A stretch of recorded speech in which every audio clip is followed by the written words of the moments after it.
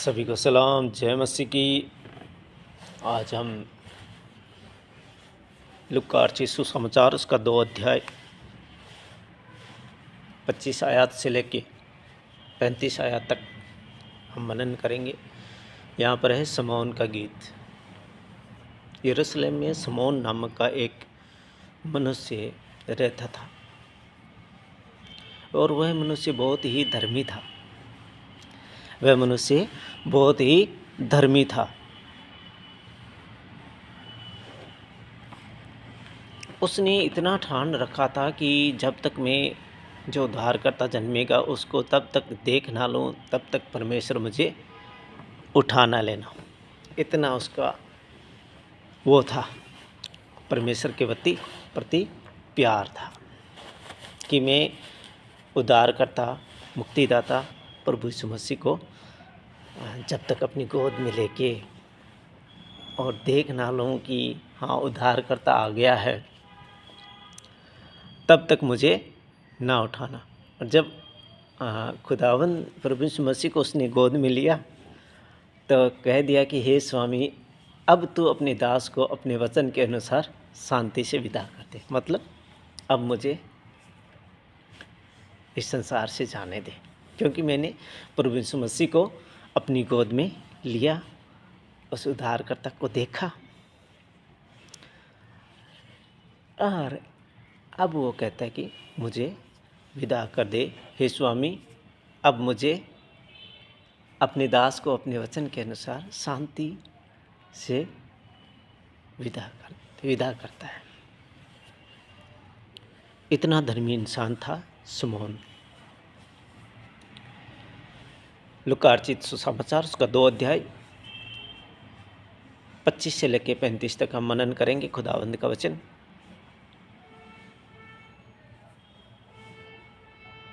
यरूशलेम में समौन नामक एक मनुष्य था और वह मनुष्य धर्मी और भक्त था और इज़राइल की शांति की बाट जो रहा था। और पवित्र आत्मा उस पर था।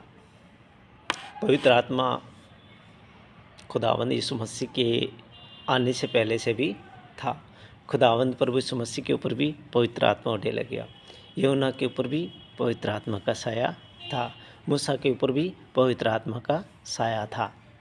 तो परमेश्वर पवित्र आत्मा को पहले से इस संसार में भेजा गया है। तो समौन के ऊपर भी पवित्र आत्मा का साया था, बाट जो रहा था, और पवित्र आत्मा उस पर था। और पवित्र आत्मा के द्वारा उस पर प्रकट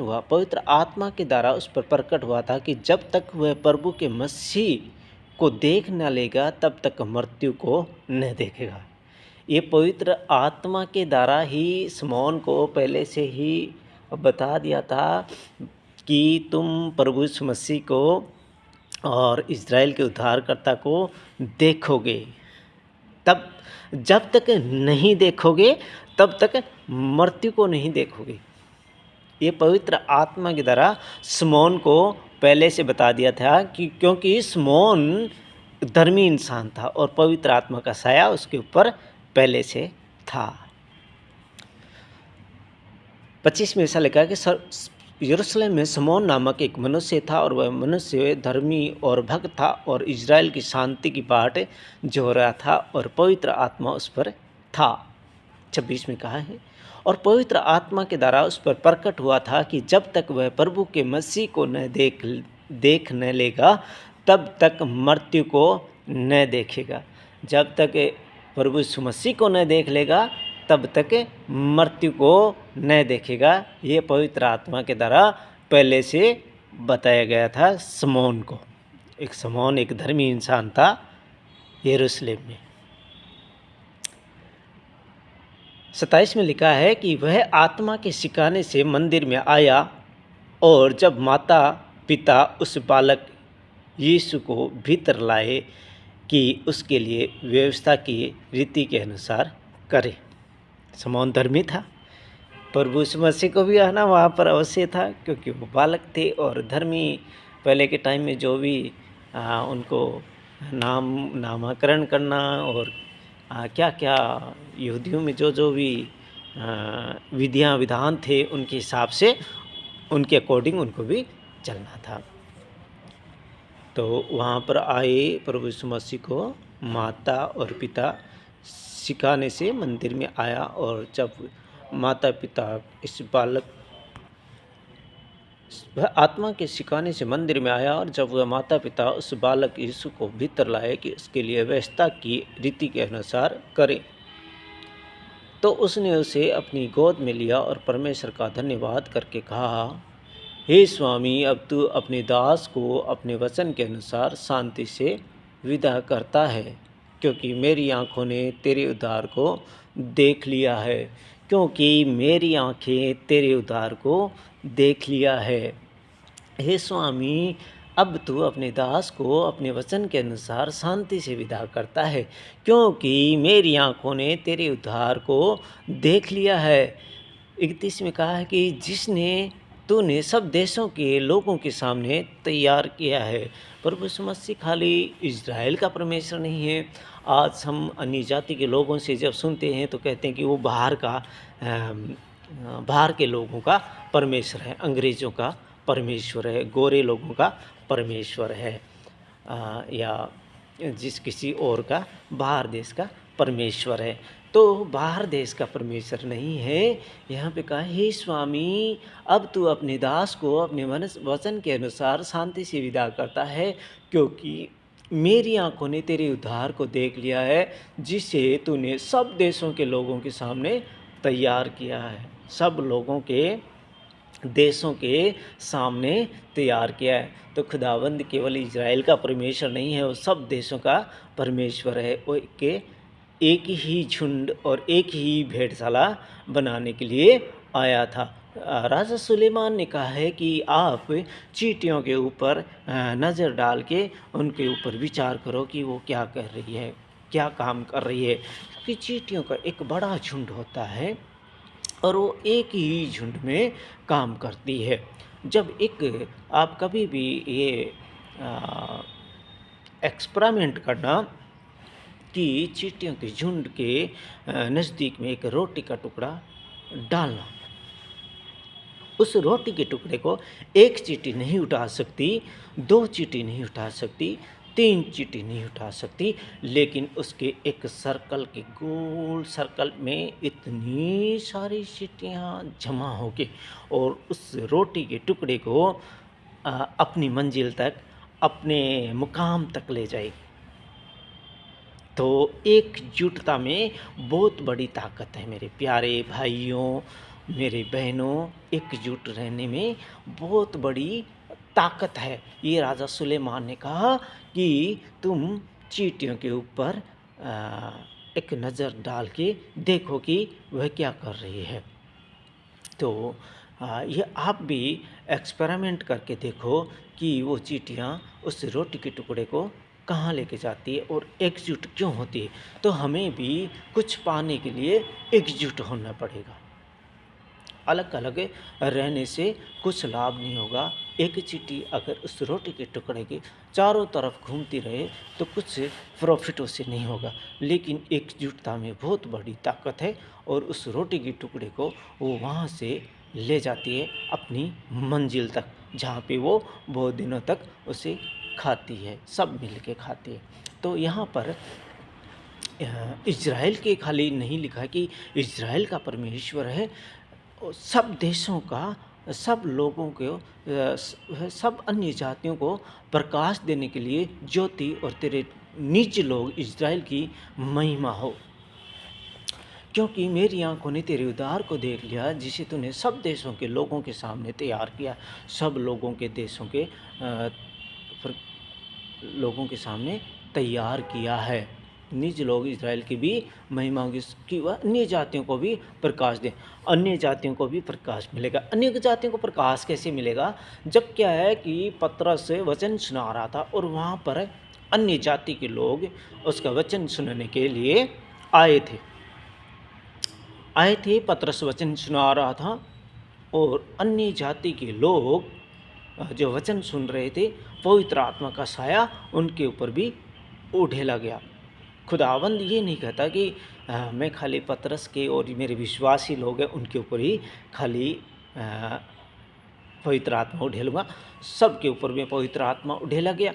और वो जो इब्री नहीं था, वो इब्री भाषा बोलने लगा, जो यहूदी नहीं था, वो यहूदी भाषा बोलने लगा, और जो अनेक-अनेक भाषाएँ वहाँ पर बोलने लगी, और जो भी सुन रहा है, वो सुन रहा है कि ये मेरी भाषा बोल रहा है। तो वहाँ पर क्या हुआ कि पतरस ने कहा, क्या कोई जल के सोता जो आ रहा है, जल की जो नदी, जो धारा बह रही, क्या उसे कोई रोक सकता है? तो पतरस का कहने का मतलब ये था कि कोई नहीं रोक सकता उस जल के सोते को। जो वो धारा आई तो वहाँ पर अन्य जाति के लोग भी थे, उन्होंने भी पवित्र आत्मा पाई, और जब पवित्र आत्मा पाई तो अन्य-अन्य किस्म की भाषा वो बोलने लगे, और जो भी उनको सुन रहा है वो सोच रहा है कि ये मेरी भाषा बोल रहा है। तो पतरस ने कहा, क्या कोई जल के सोते को रोक सकता है? तो पतरस का कहने का मतलब कोई नहीं रोक सकता। पतरस ने वहाँ पर ये आज्ञा भी दे दी कि जाओ इन्हें पिता, पुत्र, पवित्र आत्मा के नाम से बपतिस्मा दो। और आज मैंने जब मोबाइल खोला तो व्यास वाले बाबा के बारे में बात हो रही थी। व्यास वाले बाबा को किसी ने पूछा, क्या हम अ, दूसरे धर्म के गाने या गीत सुन सकते हैं?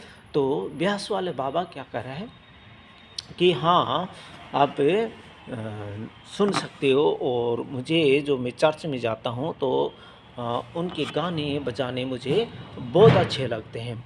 तो उनको भी कहीं न कहीं खुदावंद प्रभु यीशु मसीह के बारे में उनको भी बहुत अच्छा लगता है। जब हमारे रिवाइवल मीटिंग में जब हमारे अ, फ़ादर साहब आए थे, कमाल विल्सन जी ने कहा था कि उनके दादाजी एक जुनूनी थे। मतलब इतना वो खुदा को मानने वाले, और खुदा के प्रति इतना उनका रवैया था कि वो खुदा का कलाम कहीं पर भी जब उनके मन में आ गई कि आज मुझे वहाँ पे जाना है और कलाम सुनाना है, तो वो रुकते नहीं थे। एक दिन उनको बैठे-बैठे वो कहते कि ऐसा ख़्याल आया कि ईसान मसीह बोला उन्होंने कि मेरे दादाजी ईसान मसीह है, जिनके बारे में उनको बताया। उनको खुद को भी उतना पता नहीं था, लेकिन उनको बताया बिशप दरबारा सिंह ने कि आपके दादाजी इतने जुनूनी थे कि वो जहाँ पर भी उनका अगर मतलब इतने थे कि जहाँ उनका विचार बन जाए, जहाँ उनका ये उनके दिल में आ जाए कि आज मुझे वहाँ जाना है और वहाँ पर मसीह का सुसमाचार सुनाना है, तो वो बस फिर उनको कोई नहीं रोक सकता मतलब। तो उन्होंने एक दिन कहते हैं कि पहुँच गए वो व्यास वाले डेरे में। व्यास वाले डेरे में जा रहे तो वहाँ पे संतरी होते हैं, चौकीदार होते हैं, उनके आगे जो गेट के ऊपर होते हैं, उन्होंने उन्हें रोकने का प्रयास किया, लेकिन वो इतने जुनूनी थे कि वो नहीं रुके और जाए जा रहे। तो किसी ने उनको जाके बोला कि एक ऐसा बड़ा सा क्रूस इस गले के अंदर डाल के और बाबा जी आपकी तरफ चले आ रहे, इधर मेज़ की तरफ, स्टेज की तरफ चले आ रहे हैं। तो जो वहाँ उस टाइम प्रेजेंट जो बाबा थे, वहाँ जो डेरे के इंचार्ज थे, उन्होंने कहा कि आप ना उसकी बोलो कि तेरी जो धोती है वो मुझे दे दे। तो उन्होंने जैसा जो बड़ा होता है, उन्होंने कहा कि सुनिए, सुनिए, आप ना अपनी हमें धोती दे दीजिए। तो कहते हैं कि सान मसीह जी ने क्या किया कि धोती भी दे दी और कुर्ता भी दे दिया। नहीं, कुर्ता दे दो, तो कुर्ता भी दे दिया और धोती भी दे दी। अब नीचे रह गया कच्छा, वो तो चले, फिर भी जा रहे हैं। तब भी वहाँ के जो इंचार्ज थे बाबा जी, उन्होंने कहा कि ये पक्का मसीह है, इसे आने दो। और जब वो स्टेज पे पहुँचे तो वहाँ पर क्या है कि संगत होती है, संगत वचन सुनने के लिए आती है। तो वहाँ पर उन्होंने बाबा जी से कहा, हम आपको मसीह का सुसमाचार सुनाना चाहते हैं। तब बाबा जी ने कहते हैं कि वहाँ के जो प्रेसिडेंट बाबा जी थे, उन्होंने जो उनकी क्या बोलते हैं उसको, सोल ईसा मसीह जी को उठाया, उनका बदन ढका और कहा कि मुझे नहीं, पूरी संगत को सुनाओ, पूरी संगत को वचन सुनाओ। मसीह के कलाम में इतनी ताकत है मेरे प्यारे भाइयों, मेरी प्यारी बहनों, बहुत बड़ी ताकत वचन के अंदर है। तो कहते हैं कि उस प्रेजेंट टाइम में 3 दिन तक ईसा मसीह जी ने वहाँ व्यास वाले डेरे के अंदर पूरी संगत को 3 दिन तक वचन सुनाया। और व्यास वाले बाबा जो आज कह रहे थे कि मैं चर्च जाता हूँ और चर्च में जो गाना बजाना होता है वो मुझे भाता है। तो मेरे प्यारे भाइयों और मेरे बहनों, वचन में बहुत बड़ी ताकत है। तो यहाँ पर लिखा गया है, क्योंकि मेरी आँखों ने तेरे उद्धार को देख लिया है, क्योंकि मेरी आँखों ने तेरे उद्धार को देख लिया। ये कौन कह रहा है? स्मौन कह रहा है, जो धर्मी इंसान था, जिसके ऊपर पवित्र आत्मा का साया था। पवित्र आत्मा उसके पास, धर्मी इंसान था, पवित्र आत्मा उसके पास पहले से था। तो उस बालक को लेके आए और बालक के बारे में स्मौन कह रहा है, यरूशलेम में स्मौन कह रहा है, जो धर्मी इंसान था, धर्मी जन था, और उसे पहले से कहा गया था कि जब तक मैं इज़राइल के उद्धार को ना देख लूँ तब तक मैं मौत को नहीं देखूंगा। ये पवित्र आत्मा के द्वारा उससे पहले से बताया गया था। और जब प्रभु यीशु मसीह बालक का वहाँ पर उनकी माता और पिता ने उस बालक को शमौन के हाथों में दिया, तो शमौन क्या कह रहा है? हे स्वामी, अब तो अपने दास को अपने वचन के अनुसार शांति से विदा करता है, क्योंकि मेरी आँखों ने तेरे उद्धार को देख लिया है, जिसे तूने सब देशों के लोगों के सामने तैयार किया है, कि वह अन्य जातियों को प्रकाश देने के लिए ज्योति और तेरे निज लोगों इस्राएल का महिमा हो। बहुत बड़ी ताकत है वचन के अंदर। यहाँ पर प्रभु यीशु मसीह के बारे में लिखा गया कि वह अन्य जातियों को प्रकाश, अन्य जातियों को भी ज्योति देगा। उसका पिता और उसकी माता इन बातों से जो उसके विषय में कही जाती थी आश्रय करते थे। मरियम भी आश्रय करती थी, यूसुफ भी आश्रय करता था। मतलब उनको इतना ज़्यादा पता नहीं है कि मसीह क्या क्या करेगा, एक पूरे जग का उद्धार करता होगा, उनको इतना नहीं पता है। लेकिन वो उनकी माता है और वो उनके पिता भी है। उसका पिता और उसकी माता इन बातों से जो उसके विषय में कही जाती थी, जो धर्मी लोग कहते थे, वो आश्चर्य करते थे कि क्या ये इतना बड़ा होगा, ये आने वाले टाइम में इतना बड़ा होगा, जग का, पूरे संसार का उद्धार करता होगा। वो आश्चर्य करते थे और अंदर ही अंदर खुश भी होते थे, अंदर ही अंदर खुश भी होते थे कि हमारा बेटा इतना बड़ा होगा, क्या हमारा बेटा इतना पूरा संसार का राजा होगा, क्या पूरी संसार इससे ज्योति पाएगी। एक माँ के लिए तो एक बेटा तो बेटा ही होता है, लेकिन वो माँ थी। और उस माँ के बारे में यहाँ पर क्या लिखा है, समौन क्या कह रहे, देखो सुनो, आप ध्यान से सुनना। बचनों को जब सुनते हो तो बहुत गहराई से सुना करो और बचनों को याद भी रखा करो। जब अगर आप वचन को याद रखेंगे तो वह एक छोटा सा पौधा पहले होगा, उसके बाद में बड़ा होगा। आप जब याद करते रहेंगे एक विशाल वृक्ष बन जाएगा। और जब वह विशाल वृक्ष बन जाएगा तो खुदावंद परमेश्वर ने कहा कि उसका फल मैं तुम्हें स्वर्ग में दूंगा खाने के लिए। तो हमें ये वृक्ष यही बनाना है, वचनों से वृक्ष बनाना है। छोटा पौधा होता है एक वृक्ष, वचन, और वह बड़ा हो जाता है जब अगर हम याद करते रहेंगे, बहुत बड़ा विशाल वृक्ष बन जाता है। और उस वृक्ष में जब फल लगते हैं तो हमें स्वर्ग में खाने के लिए मिलेगा। तो हम इस वचनों को छोटा ना समझें, इन पे टेक केयर करें, ध्यान से सुने और इनको अपने जीवन में लागू करें। तो यहाँ पर खुदावन समौन कह रहा है मसीह के माता पिता से, उसका पिता और उसकी माता इन बातों को से जो उसके विषय में कही जाती थी आश्चर्य करते थे। तब शमौन ने उनको आशीष देकर जब तब शमौन ने उनको आशीष देकर उसकी माता मरियम से कहा, देख वह तो इज़राइल में बहुतों के गिरने और उठने के लिए और एक ऐसा चिन्ह होने के लिए ठहराया गया है। वह तो इज़राइल के उनकी आशीष देकर उसकी माता मरियम से कहा, देख वह तो इज़राइल में बहुतों के गिरने और उठने के लिए और एक ऐसा चिन्ह होने के लिए ठहराया गया है, जिसके विरोध में बातें की जाएगी, जिसके विरोध में भी बातें की जाएगी। प्रभु यीशु मसीह के विरोध में भी बातें की गई, सूली तक भी चढ़ाया। लेकिन यहाँ पर सूली चढ़ने के बारे में मरियम को शमौन क्या कह रहे हैं, देखो 35 में कह रहे बहुत बड़ी बात है, आप याद रखना, वरन तेरा प्राण भी तलवार से वार पार छिद जाएगा, इससे बहुत हड्डियों के विचार प्रकट होंगे।